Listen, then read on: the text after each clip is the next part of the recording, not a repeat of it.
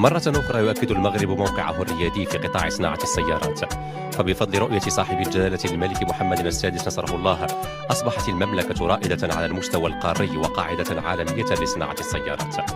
واليوم يترأس جلالة الملك حفظه الله حفل تقديم نموذج سيارة أول مصنع مغربي، شركة نيو موتورز، التي قامت بإحداث وحدة صناعية بعين عودة جهة الرباط لدى القنيطرة لتصنيع سيارات موجهة للسوق المحلية وللتصدير. ويتوقع أن تبلغ الطاقة الإنتاجية السنوية 27 ألف وحدة بنسبة إدماج محلي تصل إلى 65%. وينتظر أن يبلغ الاستثمار الإجمالي في هذا المشروع 156 مليون درهم مع إمكانية إحداث 580 منصب شغل. وكانت الوكالة الوطنية للسلامات الطرقية قد منحت في فبراير 2023 المصادقة النهائية للمركبة الأولى، وأشرفت المقاولة على إطلاق السلسلة الأولية للإنتاج، وتعتزم تدشين هذه الوحدة الصناعية خلال شهر يونيو المقبل وإطلاق عملية التسويق. وتشرف على هذا المشروع الذي يعد إيذانا بميلاد أول علامة سيارة مغربية للعموم كفاءات وطنية، ويعتمد خصوصا على منظومة محلية لتجهيز السيارات تطورها المملكة. نموذج سيارة أول مصنع مغربي قام بتطويرها مغربي، مشروع مبتكر من شأنه تعزيز علامة صنع في المغرب وتدعيم مكانة المملكة كمنصة تنافسية لإنتاج السيارات.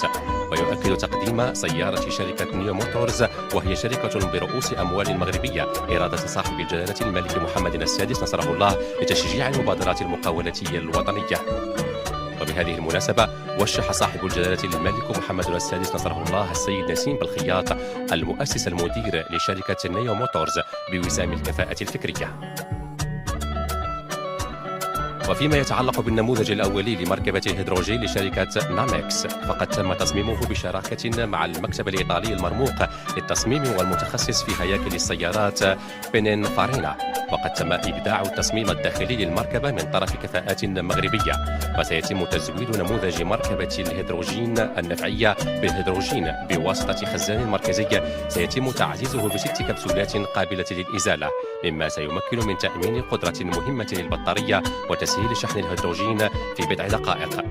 ويضع هذا المشروع الرائد المغرب في صلب الدينامية المتجددة على المستوى العالمي الرامية إلى تطوير أشكال جديدة للنقل تجمع بين النجاعة واحترام البيئة.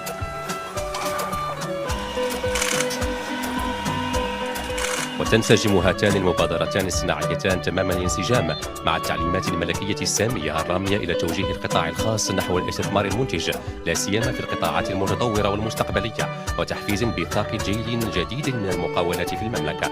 كما يكرس هذان المشروعان الرؤية المستنيرة لجلالة الملك بخصوص التنمية المستدامة وتعزيز الطاقات المتجددة، لا سيما في قطاع الهيدروجين الأخضر الواعد. وتجسد هذه البادرة الريادة التي أصبح يتميز بها المغرب بقيادة صاحب الجلالة الملك محمد السادس نصره الله في مجال صناعة السيارات واستقطابه للاستثمارات الوطنية والدولية، مما يعزز مكانة المغرب على الصعيد القاري والدولي. وبهذه المناسبة كذلك وشح صاحب الجلالة الملك محمد السادس نصره الله السيد فوزي نجاح المؤسس المدير لشركة نامكس بوسام الكفاءة الفكرية.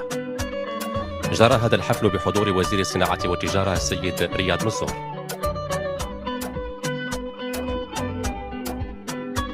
فضلا إذا كنت لست حاسد لا تنسى الإعجاب بهذا الفيديو ومشاركة هذا الفيديو لأننا نعطيكم الإفادة.